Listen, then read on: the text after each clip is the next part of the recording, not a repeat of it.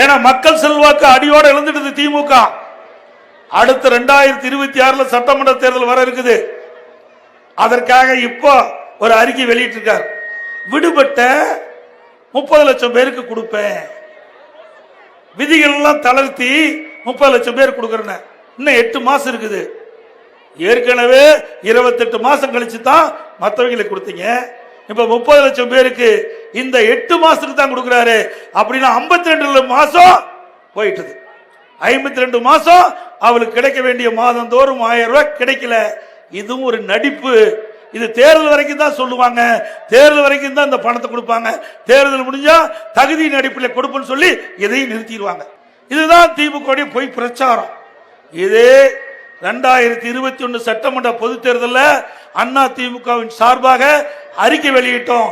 எல்லா குடும்ப அட்டைக்கும் மாதந்தோறும் 1500 ரூபாய் கொடுப்புன்னு சொன்னோம். 1500 ரூபாய் நான் கொடுப்புன்னு சொன்னோம். ஆனா நீங்க 1000 ரூபாய்க்கு ஆசைப்பட்டுட்டீங்க, 1500 ரூபாய் விட்டுட்டீங்க.